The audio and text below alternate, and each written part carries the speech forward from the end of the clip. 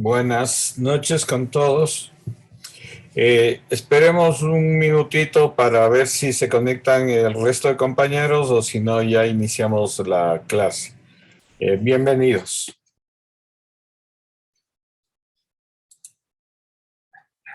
Ya, perfecto.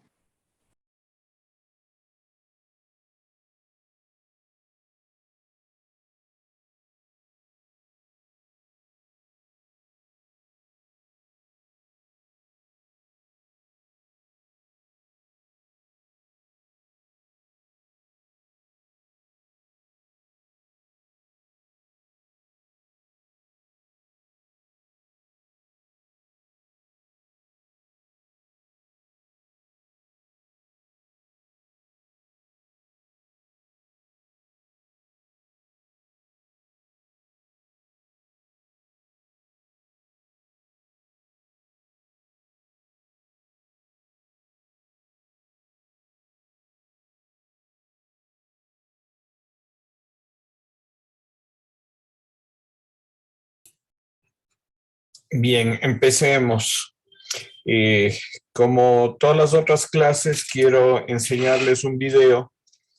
Igual este documental es de mi autoría y es muy cercano para mí porque es de un compañero del colegio eh, en Quito, pero él era de Ambato, ¿no? Que tuvimos una gran amistad, pero lamentablemente él murió muy joven.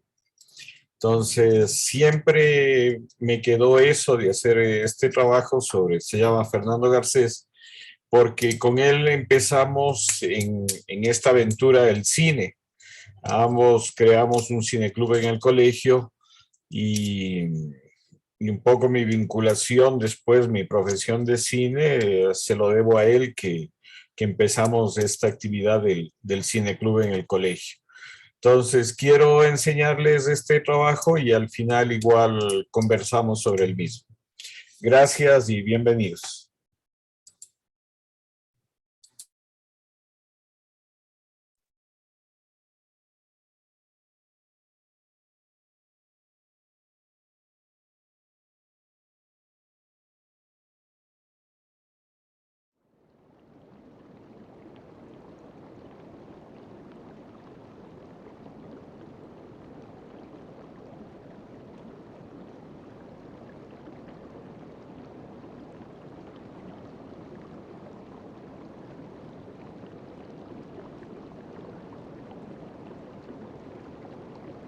Uno de los recuerdos que tengo grabados es referente a su carácter, un carácter fuerte, un carácter muy firme. Era un muchacho, una linda persona, le decíamos gordo.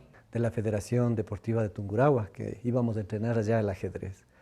Entonces ahí me acuerdo de Fernando, que quedó el primero, fue el quedó campeón nos ganó a todos en ese campeonato. Cuando pequeñito tenía unos 4 años seguramente, tal vez.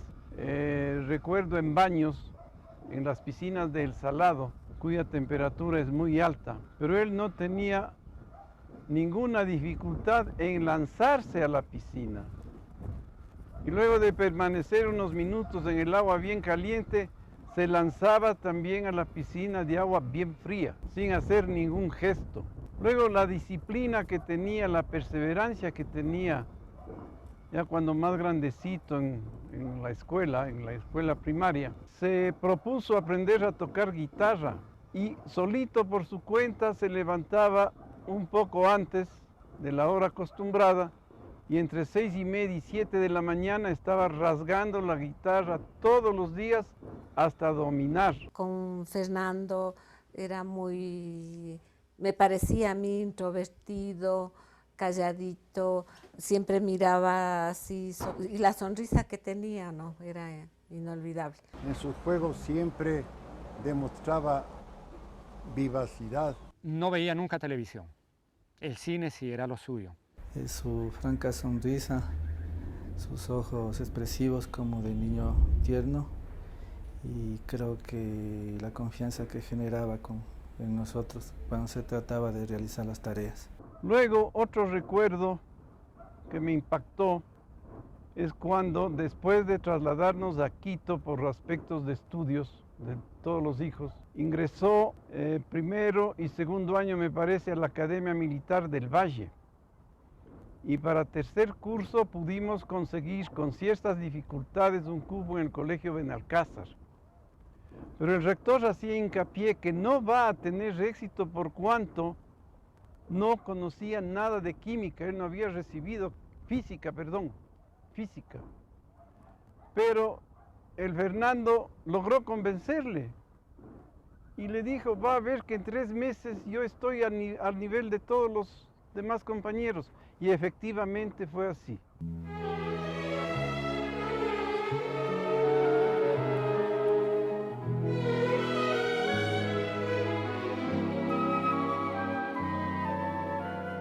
Tenía 10 años y un gato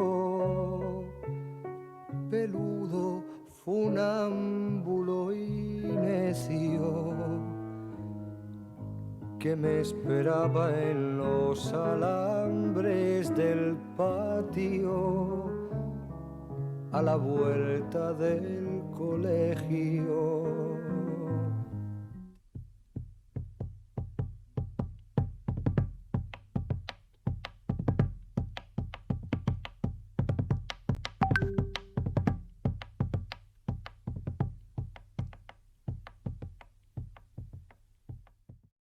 Tal vez el Fernando tenía alrededor de unos 10 años y semanalmente procurábamos ir a Baños o a Aguaján. El hermanito mayor, Jimmy, le pasaba con 2 años. Estaba toda la familia allí reunida alrededor de la piscina en Aguaján. Y el Jimmy se lanzó de la plancha, muy bien, creo que le aplaudimos. El Fernando no sabía todavía nadar como para defenderse, pero subió a la tabla y también se lanzó. Claro, tuve que sacarle yo porque si no, no sé lo que pasaba. Es una muestra de que no toleraba él que nadie le supere. Pero de lo que me acuerdo también era pilísimas para el tenis que jugábamos, especialmente la mosca, que nos poníamos 2 bandos de muchachos a cada lado de la red y seguíamos pasando la bola, y el que perdía la bola hasta que quedaban al final solo 2 jugadores, y en los que, por lo me acuerdo que el Fernando en muchas ocasiones quedaba también en eso, era muy pilas para los juegos. Yo recuerdo, me admiraba cuando hacían pruebas de cálculo mental. Él contestaba en una forma rápida y era muy capaz para hacer cualquier cálculo mental. Adicionalmente, él se va acercando al arte a través del cine. Es en la primera etapa del taller en la que conozco yo a Fernando, convocado por Ulises Estrella. Recuerdo que él era muy joven, tal vez uno de los más jóvenes del grupo. Provenía del Colegio Benalcázar. Y de a poco se le va viendo con unas libretitas que va tomando notas, estaba haciendo ya poesía. Bueno, en este momento tengo algo de Fernando. Lo que acabo de leer me ha impactado porque es una poesía muy fresca, ¿no? Como de un adolescente, como de un joven. O sea, no tiene, como te digo, no busca palabras, ¿no? Sino que las encuentra con mucha facilidad. También pienso que los primeros recuerdos con la literatura, con la poesía, fueron cuando él nos comentaba que para entender la Ulises Estrella tenía que encerrarse en el baño a leer. Y eso nos causaba muchas gracias. Es la única forma que le entiendo a Ulises en el baño, sabía decir. Y Fernando escribió poemas así como a la lejanía, así como a la madre, así como a la mujer, al trabajo. Al Che, tiene un bello poema al Che, en el que le dice: más grande el poderío de tu muerte de sol no decaída, de sol quemante y luz herida que brotaba de su pecho ya en inerte. Era así, tan alto y tan seguro. Y sigue describiendo lo que para muchos millones de seres en la tierra es un hombre de ejemplo, es un hombre de virtud y también de paz. Él llegaba por la tarde o al anochecer, se tomaba un vaso de leche a toda velocidad y se volvía a salir. Entonces eso me impactaba a mí, que está jugando con su salud, porque además estudiaba y tenía que dar el grado y etcétera, etcétera. Pero era multifacético en sí esta temporada de su vida.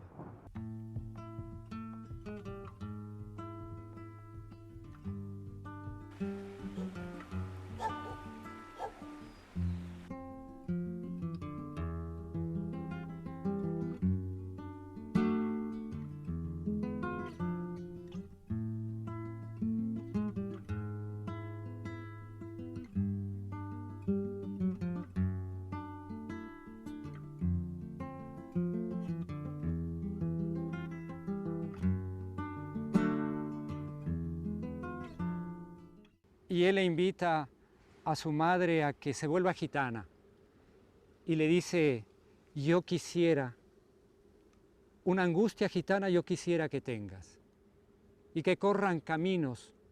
Utiliza ahí un término bellé, porque bellé le decía el primer nieto a Lucía, la madre de Fernando, cuando tenía 1 año y pico, no le podía decir abuela ni eso, le decía bellé.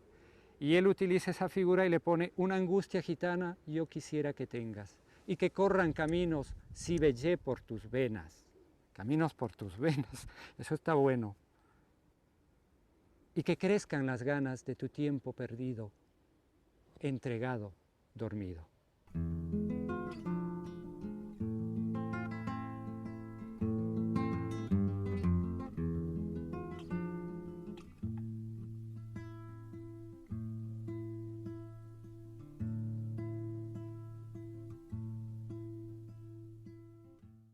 Pero hubo una ocasión en que yo salí a hacer retratos en el bosque, estaba casado. Ahí luego volví a tener contacto con Fernando. Recuerdo que hacía unos trabajos de madera como con formas de rompecabezas para vender a los niños. A Fernando siempre le gustó el trabajo con los niños, con los adolescentes. Le gustaba el trabajo de cineclub, recuerdo. Me manda una carta y me dice: te comparto este poema, un poema que habla del dolor y la forma del hijo. Pero Fernando no tuvo hijos. Yo no sé si parece que alguna vez pudo haber estado embarazada una de sus novias, pero no tuvo hijos. Pero ese poema habla claramente de que su hijo estaba muriendo. Y su hijo era la poesía, los poemas. Su poesía era amplia. No se ceñía al dolor profundo del ser que ama y que no encuentra ya su objeto del amor, pero tampoco se volvía abstracto y difícil, y no dejaba nunca a un lado aquellas palabras hechas poemas que pueden dirigirse a un niño. Y hay uno que habla del pájaro carpintero.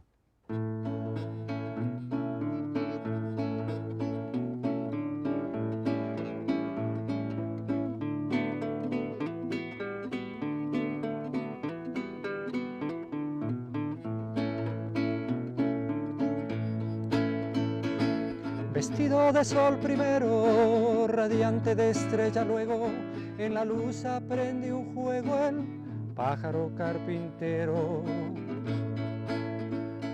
Se levanta en las mañanas, limpia su cuerpo entero, se asoma a su ventana el pájaro carpintero. Después en su ala montado, que tiene algo de trueno, se empina sobre el prado.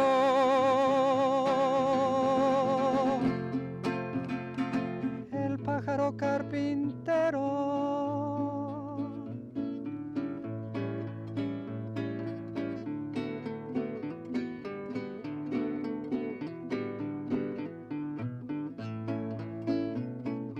Vuela la luz en su ala, paz y pluma de lucero, hermosa su simple gala de pájaro carpintero. Vuelan los años enteros, pasa el pájaro con ellos, una mañana en el suelo.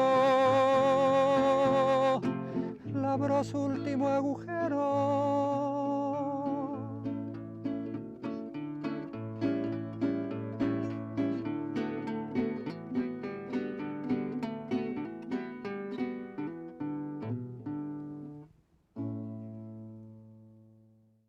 Sí, efectivamente tengo también un recuerdo de Cunuyacu, donde íbamos frecuentemente los fines de semana. Cuando mi hijo Fernando alcanza a divisar unos brazos, solamente los brazos que aleteaban, como que movían así. Entonces se levanta y se lanza inmediatamente a la piscina y me grita. Él se lanzó, logró llegar enseguida y le levantó a la chica, había sido una mujercita, para que pueda respirar. Ese rato llegué yo y le tomé de la una mano, mi hijo Fernando del otro extremo de la otra mano, y un amigo, no me acuerdo el nombre, Pedro Cruz creo que era, y él nos alcanzó y me tomó de la mano derecha para ir remolcándole hasta la parte que pudimos salvarle.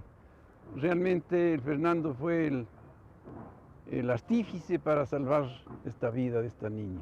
Que invitar a que siempre nos comuniquemos más y mejor, que penetremos más la vida del otro, que no nos cansemos de hablar y de preguntar discretamente al hermano, al amigo, al hijo, a la hija, a la esposa, al esposo, al padre, a la madre, siempre buscando de comunicarse, porque el ser humano tiene lenguaje para poder decir me estoy muriendo, no quiero morirme, pero me estoy muriendo, me estoy ahogando, pero no quiero ahogarme. Ayúdame, ven por mí. Y siempre el otro tiene que estar listo y dispuesto para ir por él. Ese es quizá el sentimiento ahora, a los 26 años, que yo tengo con esta poesía, con esta edición, con este personaje humano, Fernando Garcés Molineros. Que tenemos que hablar de muchas cosas,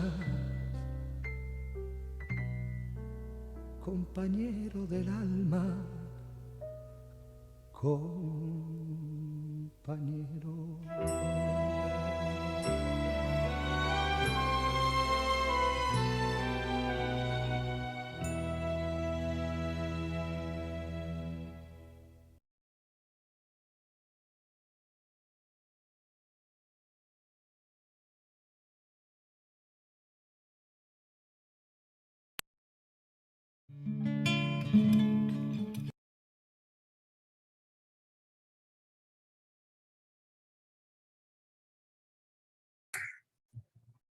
Bien, ese es el trabajo que les quería enseñar.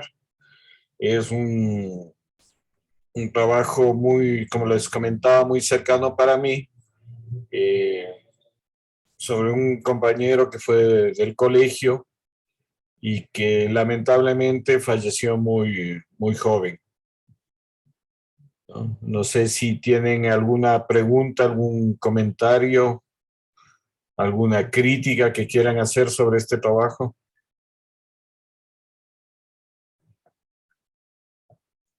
Yo tengo una consulta en este tema. Este documental, desde la perspectiva de usted, ¿cómo la sintió? Al ser algo muy personal, ¿sí le dolió, tuvo sentimientos encontrados o cómo fue sus conflictos emocionales? He visto. Sí, por supuesto, o sea, era mi mejor amigo desde la adolescencia, Fernando. Y les comento algo muy personal. Nos separamos los últimos años, o sea, creo que nos llevamos hasta los 21, 22 años. Nos separamos porque él se metió en un grupo de izquierda radical, ¿no? que proponía la lucha armada en esa época. Entonces ese fue el motivo que, digamos, nos separamos, y ese también fue el motivo de la desaparición de este compañero. Entonces esa parte no quise abordar en el documental, O sea, quise abordar más bien justamente su lado más humano, ¿no? Su lado familiar. Eso es lo que quise abordar en este trabajo, ¿no? Más que presentarlo como un militante de izquierda o algo así, ¿no? Sino justamente eso, el lado humano. Entonces, eso fue como le enfoqué el trabajo.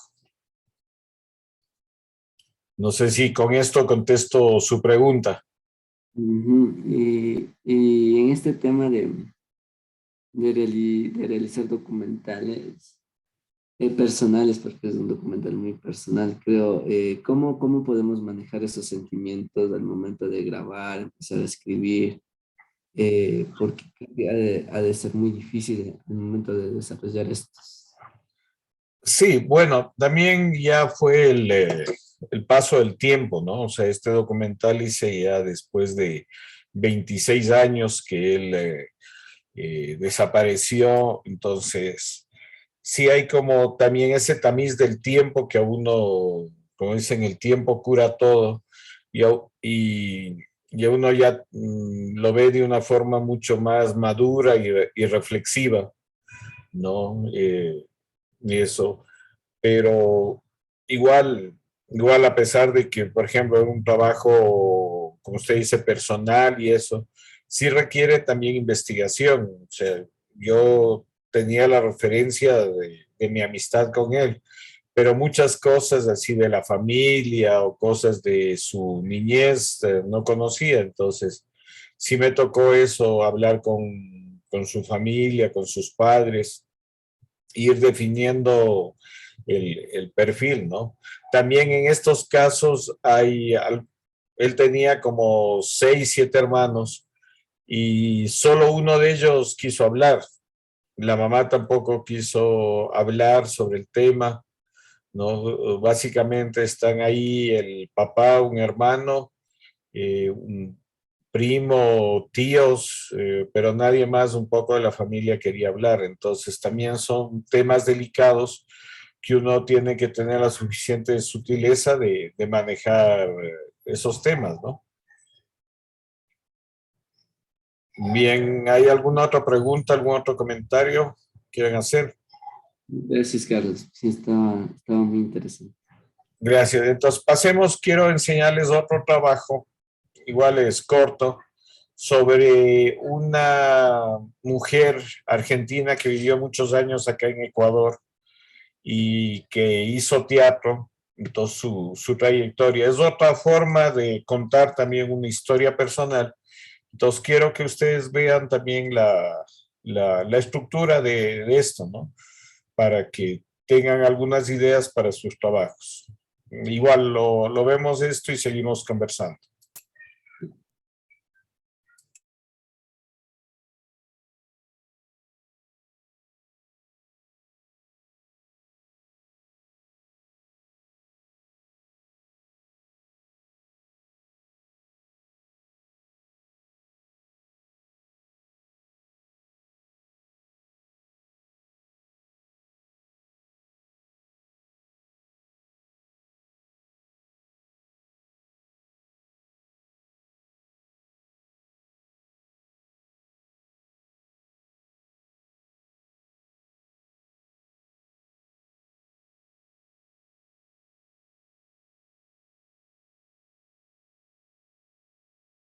Para mí ella es una persona súper llena de vida, una persona que es muy importante, que tiene una juventud que se le nota en la cara. Payasa a veces, muy lúcida, podía cambiarse actriz también al fin de roles y de papeles, y a veces era una señora que sabía las cosas del teatro y de la literatura y opinaba y era amiga de toda la intelectualidad latinoamericana. Y en verdad yo seguía sus consejos y hacía eso, decía, o escribe, el rato que te sientas así, coge un lápiz, escribe. Y yo hacía eso, o sea, lo que ella me decía yo hacía y eso me ayudó bastantísimo, bastantísimo.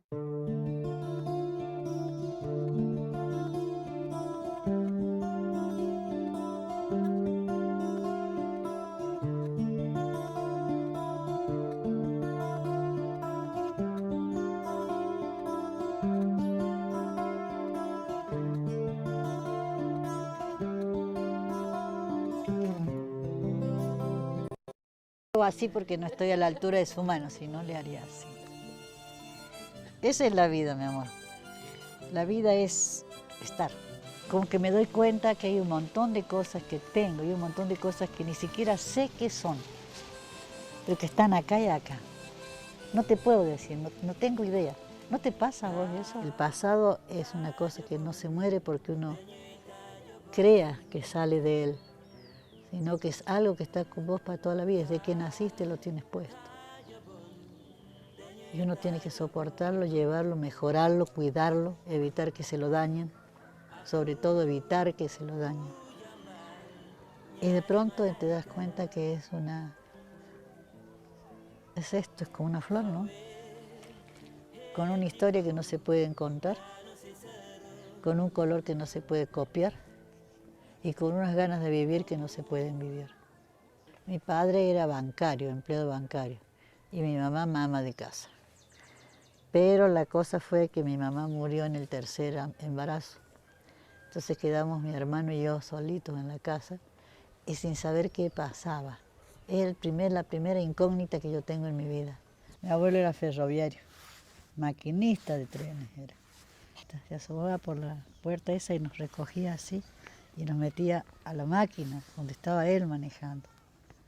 Entonces yo siempre pienso que el espíritu viajero que tengo tiene que ver mucho con mi abuelo. Para poder ver teatro me anoté en el sindicato de aplaudidores.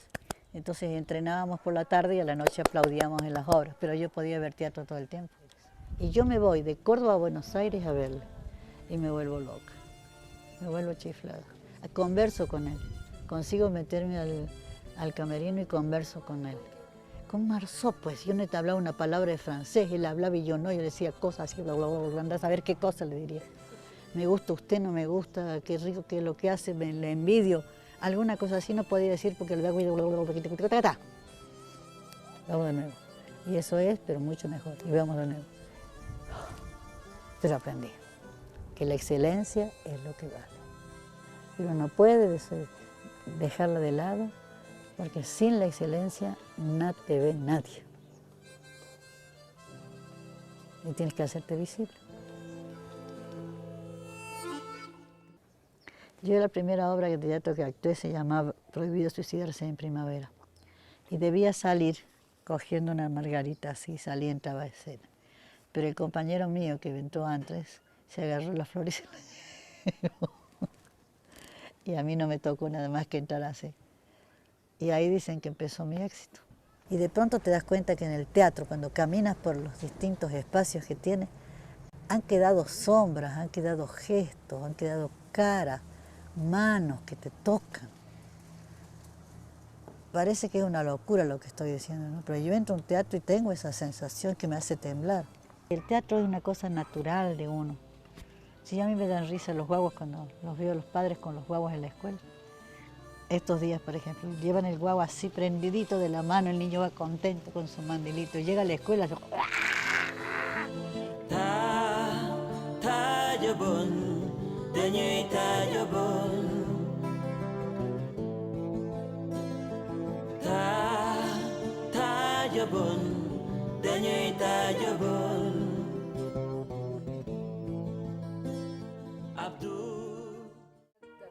en la dictadura. Pero la dictadura tardó un tiempo en llegar. Éramos los que estábamos trabajando allá en las calles. Las circunstancias fueron demasiado violentas. Yo recuerdo en mi memoria, tengo de las víctimas a Haroldo Conti y el que murió con él, que era mi compañero. Entonces había que salir, y salí. Y llegué acá. Y además uno sale con lo que tiene, no solamente en ropa, sino con lo que tiene acá y con lo que tiene acá. Y se empieza a desarrollar de una manera así tenaz. Había que salir adelante con eso y demostrar que sí podíamos. Y a ese objetivo me entregué. Sí podíamos escribir teatro, sí podíamos dirigir teatro, sí podíamos formar actores.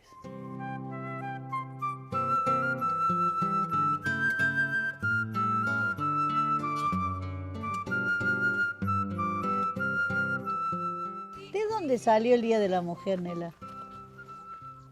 Primero para que salgan, después para que el marido le dé permiso, Después, pues, cuando el permiso no sea tan corto, que puedan ir a conversar 3 palabras y regresen.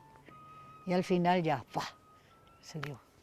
Las marchas, las guarderías, las madres solteras, las prostitutas, las que querían y no podían, etcétera, etcétera, etcétera. Cuando íbamos nosotras a golpearles la puerta una por una y a pedirle que se vengan a la reunión, y ellas querían solamente hacer comida y nosotros les queríamos dar ideas y les discutíamos hasta que les convencimos. Les convencimos hasta hoy. Lo que nos ha unido a nosotras como mujeres de sectores populares es a la CPM. Valorarnos nosotras mismas porque, por ejemplo, cuando ella nos decía, a ver, vamos a relajarnos, nosotros estábamos asustadas, pero después los ejercicios, esta cosa que ella nos motivó.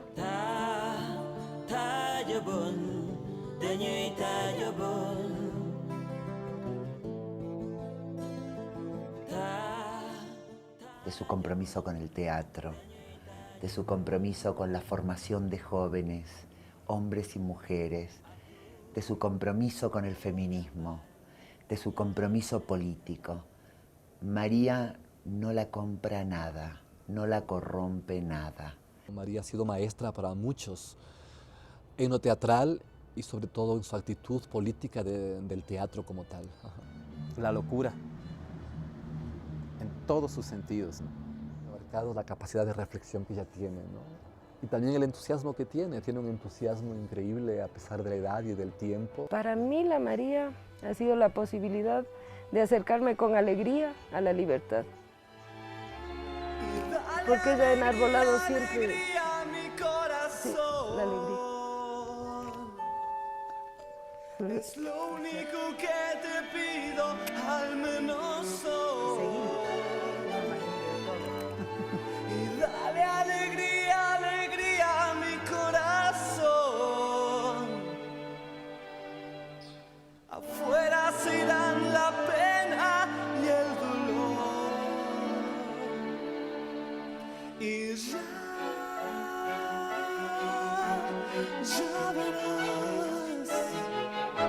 Las sombras que aquí estuvieron no estarán. Y ya verás que no necesitaremos nada más. Las guitarras de Santa Lucía. ¡Tan, tan!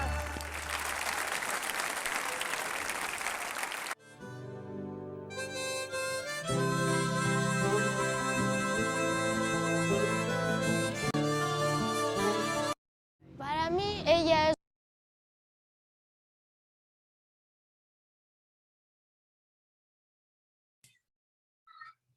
Bien, ese es el trabajo sobre esta teatrera argentina que vivió en Ecuador, lamentablemente también ya fallecida, no tuvo un cáncer hace algunos años y ya falleció, pero era importante en su momento recoger eso, su pensamiento, su memoria, que está plasmado en este documental. Un poco la estructura que había pensado es como una obra de teatro dividida en 5 actos y que tenga un epílogo en donde se desarrolla la vida de este personaje. Entonces, no sé si tienen alguna pregunta, igual algún comentario, alguna crítica sobre este trabajo. ¿Alguien que quiera decir algo? La verdad está interesante porque estaba hablando sobre la teatrera, que cómo influyó en las otras personas. A mí creo que sí ha sido increíble cómo esta personaje ha logrado inculcar sus conocimientos en el teatro y todo eso. Y sí me interesó. Y yo estaba viendo las tomas y me parece interesante que en los otros documentales no eran las mismas tomas, por decirlo. En este estaba con una toma de tipo al lado conversando y la cámara estaba apuntando como que no directamente estaba hablando a la cámara, sino estaba de lado. Y eso me interesó, es como que quería saber en qué momentos debemos utilizar esas tomas así, tomas que no sean frente a la cámara y que tomas se esté hablando con el entrevistador o el documentalista. Claro, es que depende de la intención, ¿no? Justamente depende de la intención. Por ejemplo, un personaje que le entrevistamos y que mira a la cámara se está dirigiendo directamente al público, está contando al público su historia. Pero si este personaje, hay otro interlocutor, está contando a otra persona, entonces justamente la cámara es lateral, está enfocando un poco ese diálogo, digamos, es externa, no es en primera persona. Igual que un poco en la literatura, nosotros podemos narrar en primera persona, en segunda persona o en tercera persona las historias. ¿Cuándo es en primera persona? Cuando nosotros estamos contando nuestra historia y de pronto esa historia la contamos directamente a cámara. ¿Cuándo es, por ejemplo, en tercera persona? Cuando estamos hablando de otra persona y entonces enfocamos, no sé, de una forma más lateral, no tan presente, no tan de frente, eso. Entonces, depende mucho de la intención al narrar cada una de las historias, ¿no? Si es, como les repito, es una historia que vamos a narrar en primera persona o si lo vamos a narrar de otra forma. Bien, no sé si con esto contesté su pregunta. Sí, muchas gracias. Bien, ¿alguna otra pregunta? Porque ya mismo se nos corta estos primeros 40 minutos y por favor volverse a conectar enseguida para continuar con la clase, para revisar las cosas que ustedes han enviado o han trabajado. Del documental ¿hay alguna otra pregunta? ¿Algún otro